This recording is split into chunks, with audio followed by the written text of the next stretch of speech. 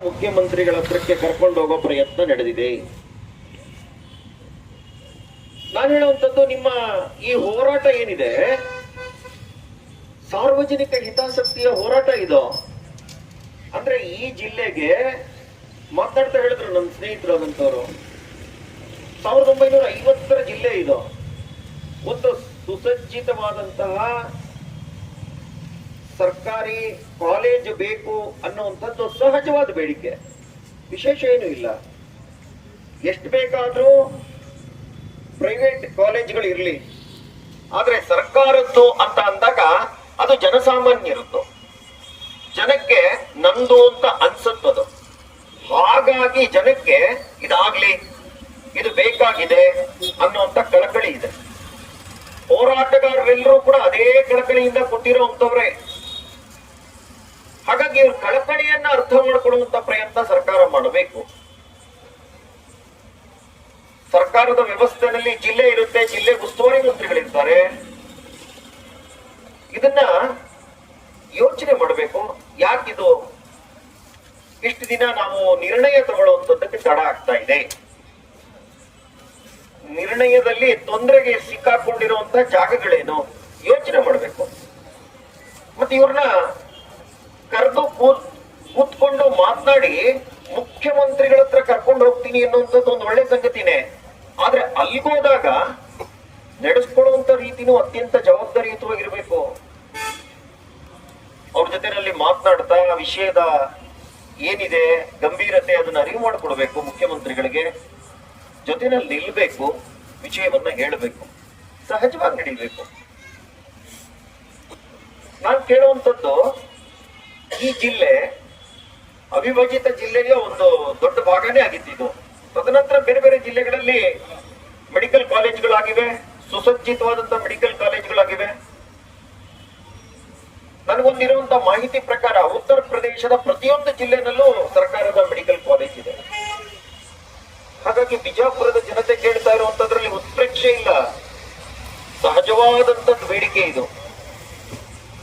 ಈ ಇರುವಂತ ವ್ಯವಸ್ಥೆ 153 ಎಕರೆ ಜಾಗ ಇದೆ, ವಿಸ್ತೀರ್ಣ ತುಂಬಾ ದೊಡ್ಡದಾಗಿದೆ.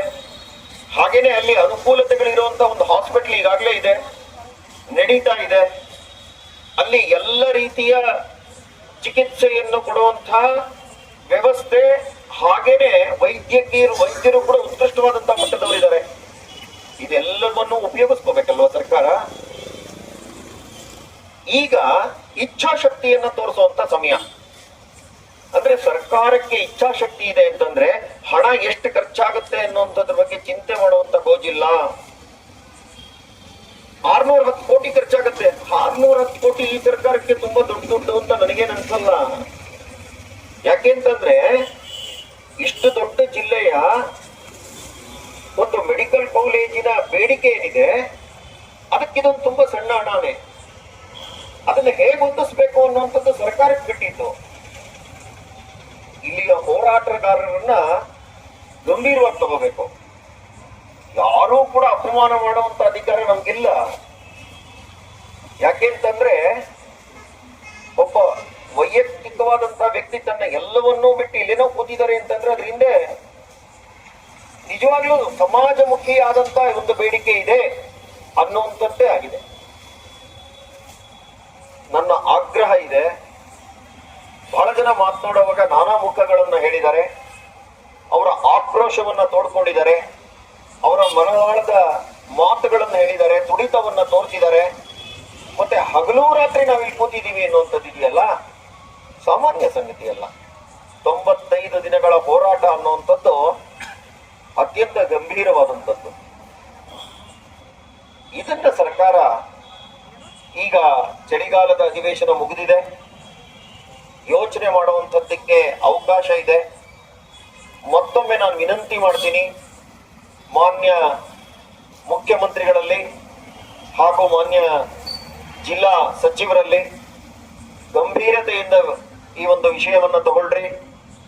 ಇಷ್ಟು ದಿನ ಬೇರೆ ಬೇರೆ ಕಾರಣಕ್ಕೆ ಬೇರೆ ಬೇರೆ ಹೇಳಿಕೆಯನ್ನು ಕೊಟ್ಟಿರಬಹುದು. ಸ್ವಲ್ಪ ನಿಮ್ಮ ಗಮನ ಬೇರೆ ಕಡೆಗೂ ಇರಬಹುದು. ಆದ್ರೆ ಈಗ ಬೇರೆ ಎಲ್ಲವನ್ನೂ ಬದಿಗಿರಿಸಿ ಅವರ ಕಳಕಳಿಗಷ್ಟೇ ಗಮನ ಕೊಟ್ಟು ಸಾರ್ವಜನಿಕ ಹಿತಾಸಕ್ತಿಯ ದೃಷ್ಟಿಯಿಂದ ವಿಜಯಪುರ ಜಿಲ್ಲೆಯಲ್ಲಿ ಒಂದು ಮೆಡಿಕಲ್ ಕಾಲೇಜನ್ನ ತಂದೇ ತರ್ತೀವಿ ಅನ್ನುವಂತಹ ಪಣವನ್ನು ತೊಡ್ರಿ. ಆ ನಿಟ್ಟಿನಲ್ಲಿ ಕೆಲಸ ಮಾಡ್ರಿ. ನೀವು ಒಮ್ಮೆ ಆ ದಿಕ್ಕಿನಲ್ಲಿ ಕೆಲಸ ಮಾಡ್ತೀನಿ ಅಂದ್ರೆ ಜನ ಪಕ್ಷಾತೀತವಾಗಿ ನಿಮ್ಮ ಕೆಲಸವನ್ನ ಮೆಚ್ಚುಗೆ ವ್ಯಕ್ತಪಡಿಸ್ತಾರೆ, ಬೆಂಬಲಿಸ್ತಾರೆ. ಇದನ್ನ ನೀವು ಅರ್ಥ ಮಾಡ್ಕೋಬೇಕು. ಇಲ್ಲಿ ಯಾವುದೇ ರಾಜಕಾರಣ ಅಡಗಿಲ್ಲ. ಹಾಗಾಗಿ ವೇದಿಕೆ ಮೇಲೆ ಇರುವಂತವ್ರಿಗೂ ಅದಕ್ಕೆ ವೇದಿಕೆ ಮೇಲೆ ಇದ್ದರೆ ಇದಕ್ಕೆ ತಮ್ಮ ಬೆಂಬಲವನ್ನ ವ್ಯಕ್ತಪಡಿಸ್ತಾ ಇರುವಂತಹ ಸಾವಿರಾರು ಮಂದಿ ಇದ್ದಾರೆ. ಅವರೆಲ್ಲರ ಒಂದೇ ಒಂದು ಗುರಿ ಏನಪ್ಪಾ ಅಂದ್ರೆ ಇಲ್ಲೊಂದು ಸುಸಜ್ಜಿತ ಮೆಡಿಕಲ್ ಕಾಲೇಜ್ ಆಗಬೇಕು. ಅದಕ್ಕೆ ಗಮನ ಕೊಡಿ. ಈಗಲೂ ಕಾಲ ಮಿಂಚಿಲ್ಲ, ಸಮಯ ಪ್ರಶಸ್ತವಾಗಿದೆ. ನಿಮ್ಮ ಇಚ್ಛಾಶಕ್ತಿಯ ಅವಶ್ಯಕತೆ ಇದೆ. ನಿಮ್ಮ ಇಚ್ಛಾಶಕ್ತಿಯನ್ನ ಉಪಯೋಗಿಸಿ ಈ ವೇದಿಕೆ ಮೇಲೆ ಹೋರಾಟಕ್ಕೆ ಇಳಿದಿರುವಂತಹ ಪ್ರತಿಯೊಬ್ಬರನ್ನು ವಿಶ್ವಾಸಕ್ಕೆ ತಗೊಳ್ಳಿ. ಅವರ ಕಳಕಳಿಯನ್ನ ಅರ್ಥ ಮಾಡ್ಕೊಳ್ಳಿ. ಅದಕ್ಕೆ ಬೇಕಾದಂತಹ ಒಂದು ರೋಡ್ ಮ್ಯಾಪ್ ಅನ್ನ ಸಿದ್ಧ ಮಾಡ್ಕೊಳ್ಳಿ.